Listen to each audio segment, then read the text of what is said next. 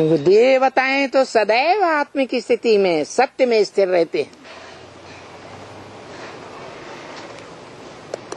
इसलिए व्यास ने भी जो लिखा, जो बाद में आने वाले कवि हुए, विद्वान पंडित आचार्य हुए, उनके मुकाबले तो सत्य लिखा, लेकिन 100% सत्य नहीं हो सकता। जैसे दूध के बढ़े हुए घड़े में एक बूंद सर्प का विष डाल दिया जाए तो सारे घड़े का दूध विषैला हो जाता है। यही सच्चाई है।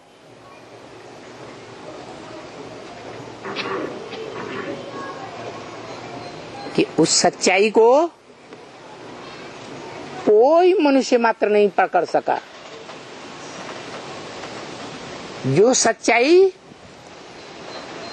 जो 100% सत्य है, सदा सत्य है, सत्य धाम का वासी है, वो इस सृष्टि पर आता है। और जिस मनुष्य तन में मुकर्रर रूप से आता है, वो ही बड़ा बच्चा। ऊंचे थे ऊंचे बाप, जो बापों का बाप है, जिसका कोई बाप है ही नहीं, उस बाप की प्रॉपर्टी को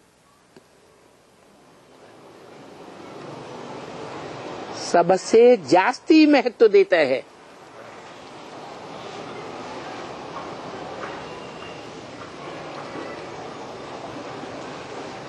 तन भी अर्पण करता है, सारा उसी की बताई हुई सत्यता के लिए। मन के संकल्प भी उसी की सत्यता को जाहिर करने के लिए मन के संकल्प चलाता है। और जो भी धन पैदा करता है, टटपुंजिया, वो सारा ही धन उसी की सत्यता को संसार में साबित करने के लिए लगाता है।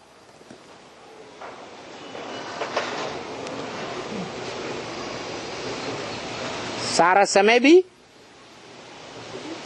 क्योंकि आज की दुनिया में सबसे जास्ती कीमती चीज क्या है? समय। तो समय भी उसी की वाणी को सत्य साबित करने के लिए लगाता है। और तन के जो भी संबंधी हैं, जीवन में संपर्क में आने वाले हैं,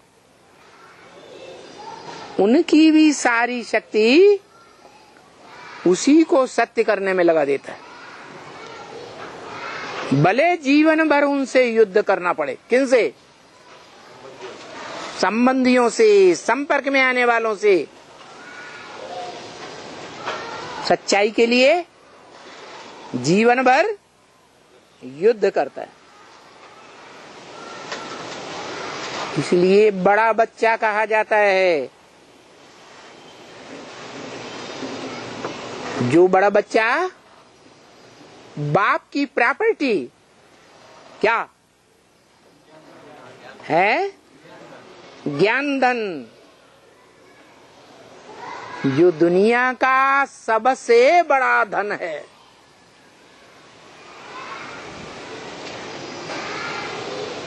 उससे बड़ी चीज और कोई होती ही नहीं।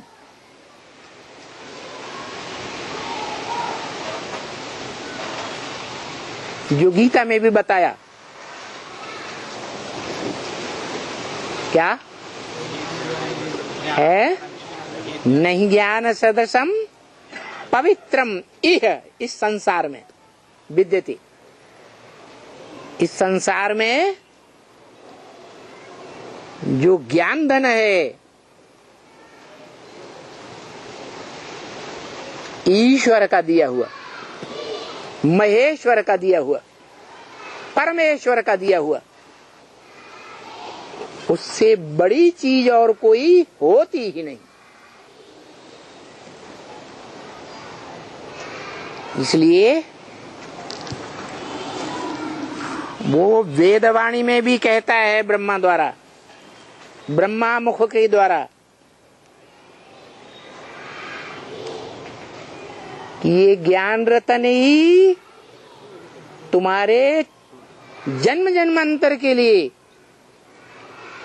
स्थूल धन बन जावेंगे।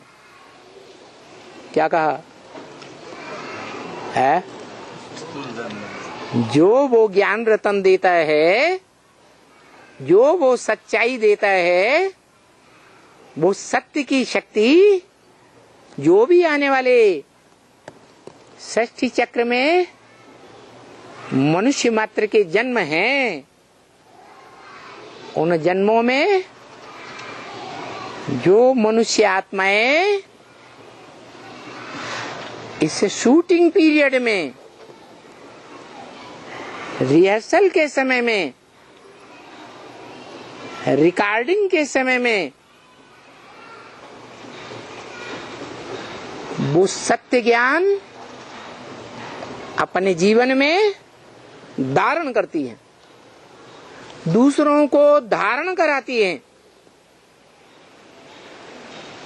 स्वयं सुनती है, दूसरों को सुनाती है, स्वयं समझती है, दूसरों को समझाती है, और जितना जितना ऐसा करती है उतने उतने वो जन्म जन्मांतर के लिए क्या बन जावेंगे? नहीं, स्थूल धनवान बन जावेंगे। क्या कहा?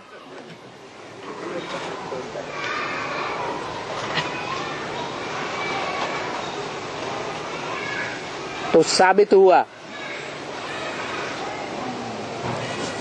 कि सबसे बड़ी शक्ति संसार में क्या है? सत्य। सत्य को ही ज्ञान कहा जाता है, सत्य को ही भगवान कहा जाता है। झूठा है तो भगवान नहीं, सच्चा है तो भगवान।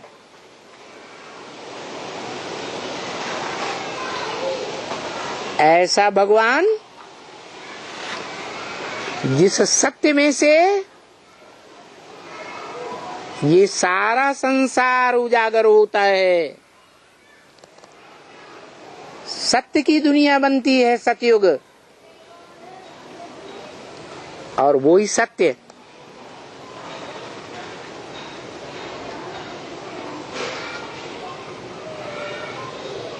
जब इस षष्ठी रूपी रंगमंच पर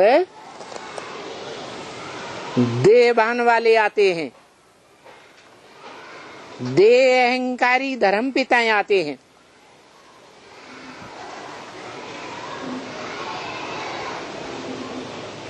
जो ना निराकारी स्टेज धारण करने वाले मनुष्य सृष्टि के बाप को जानते हैं। कौन से बाप को? निराकारी आत्मा।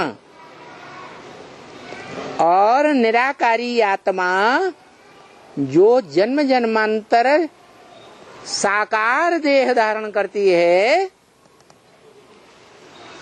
उन दोनों की प्रवृत्ति को जो नहीं मान पाते, नहीं समझ पाते, वो ही देहधारी धर्म पिताओं के रूप में जन्म लेते हैं।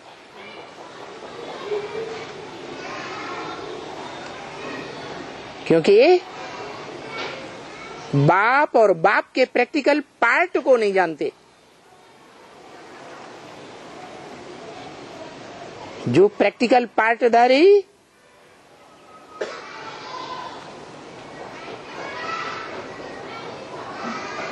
क्या करता है?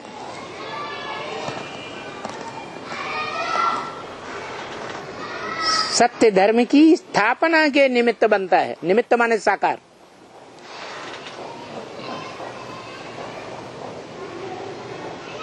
इसलिए शास्त्रों में भी प्रसिद्ध है। कौन?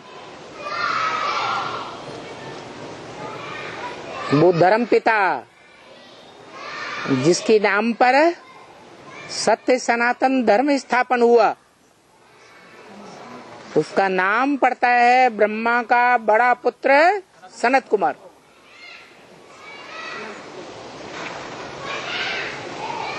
जो शास्त्रों में योगीश्वर भी गाया हुआ है,